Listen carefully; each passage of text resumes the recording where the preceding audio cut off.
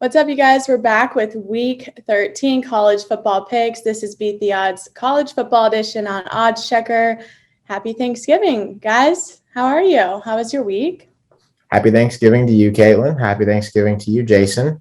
I was 4-2 last week after 4-1 the week before. So dare I say the tides have turned maybe a little bit. I am 42-36 on the year in these videos. It's about 54% against the spread, which is pretty good. If I can keep that up for the next couple of weeks, I'll be happy.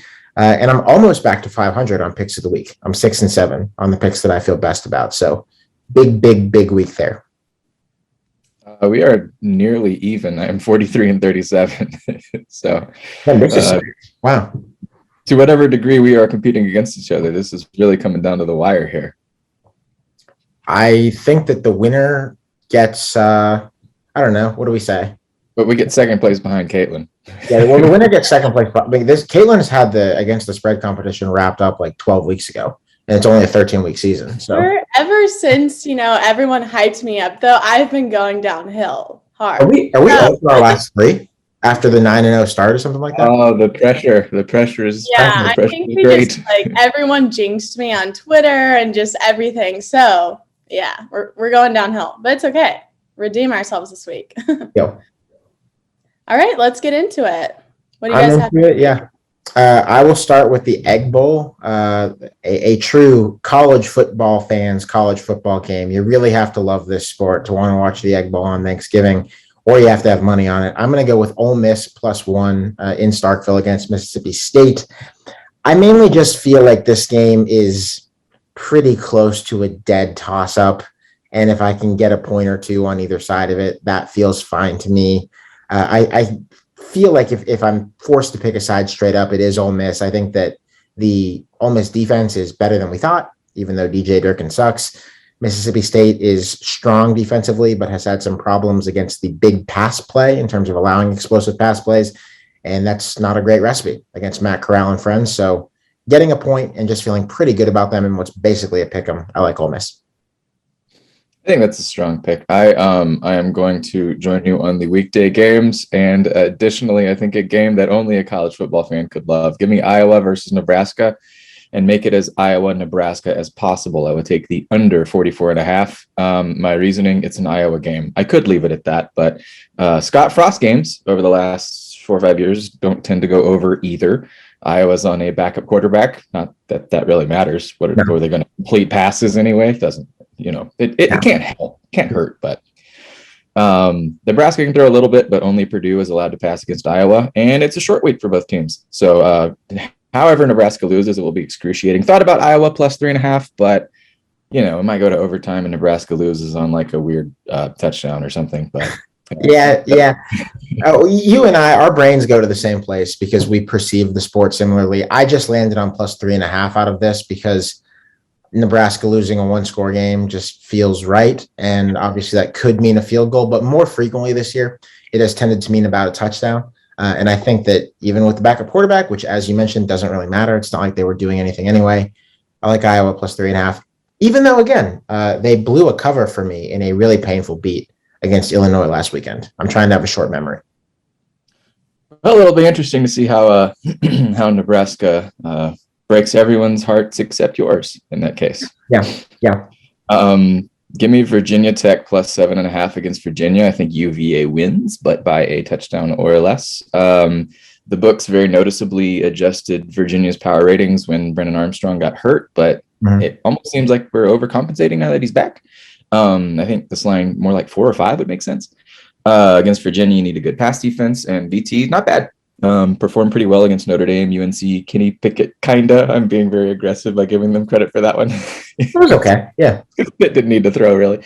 And UVA VT, only one like blowout type win in the last decade. This is one of those rivalries where the teams usually play closer than they should.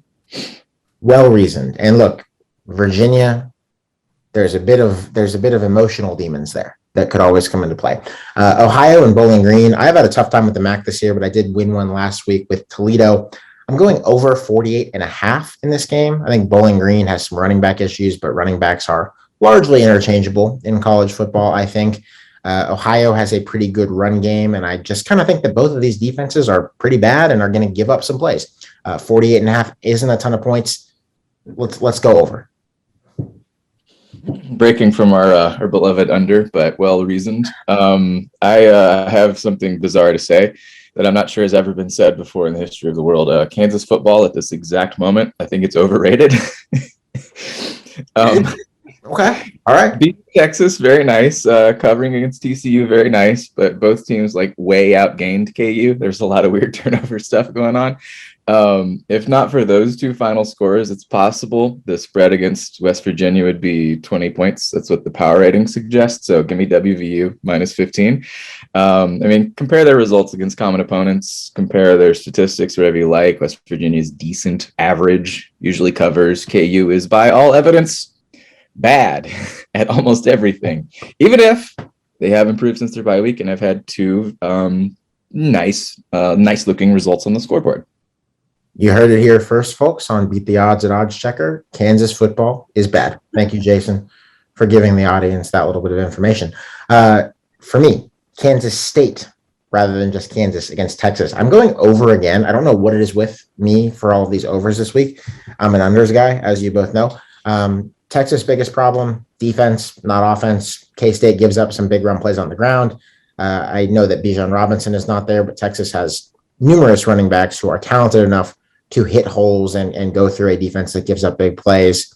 I see that happening here. Also, I see Texas giving up plenty of points because if you have watched Texas recently, well, you know that defense is more of an abstract concept for them at the moment than something to actually be executed. So sure, over 52. I am going to get us back to our roots, our core, what we cherish most. UTEP, UAB, give me under 50.5. I consider this for my pick of the week. UAB, third slowest offense in the country, according to Bill Connolly's pace ratings. UTEP, sixth slowest offense in the country.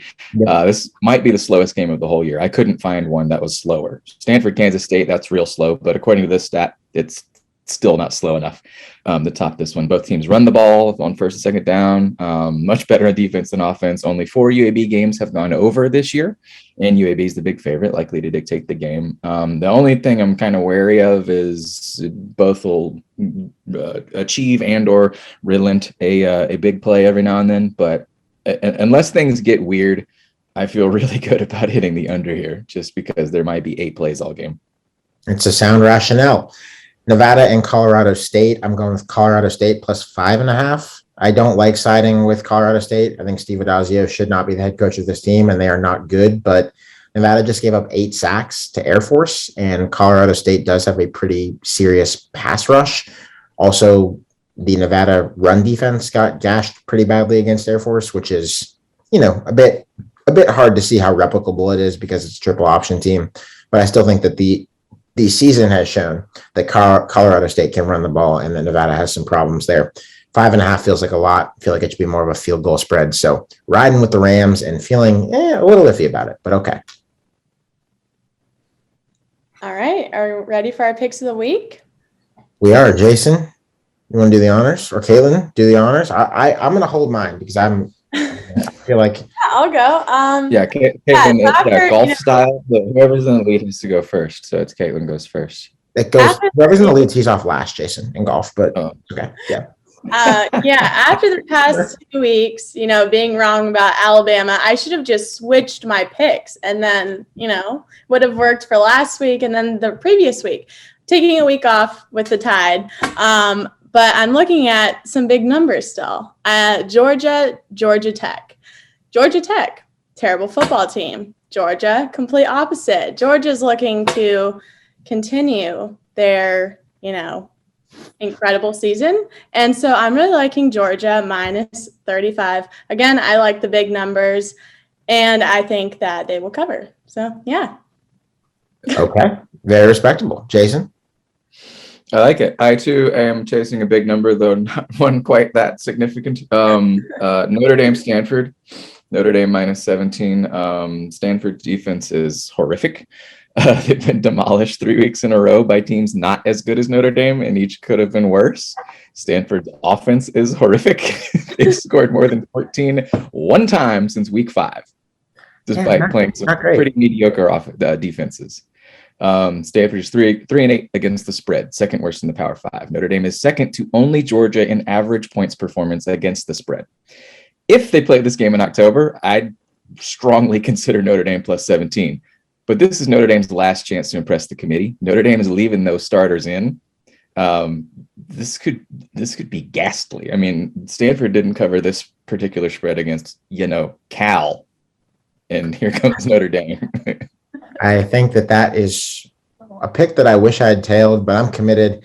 I am on the Michigan-Ohio State game this weekend, folks, and I want to share a message with you that just because Michigan can't beat Ohio State doesn't mean Michigan can't cover against Ohio State. They have covered 4 of the last 7 games in this much ballyhooed rivalry series. I think that Michigan is within a touchdown of Ohio State in terms of their true talent if the game is played in Ann Arbor, where it is being played. I think if we were just looking at computers, it would support taking Michigan plus 8.5 in this game. Also, it kind of is like emotionally supported. Like every Michigan fan that I talk to thinks that they are going to lose this game by like a half point somehow, if that's even possible. Pick the most painful way they could possibly lose, and that's how they're going to lose. That's fine with me. Michigan doesn't have to win for you to win money betting on Michigan. I like the value here. I think Michigan plus 8.5 is a good opportunity, and I'm riding with it. You say when they lose by that 0.5, you cover by 8 points. Exactly. That's an easy cover. Great strategy. All right. Well, that's all that we have for this week for week 13 college football picks, Beat the Odds College Football Edition. And we will catch you guys next week. Again, happy Thanksgiving.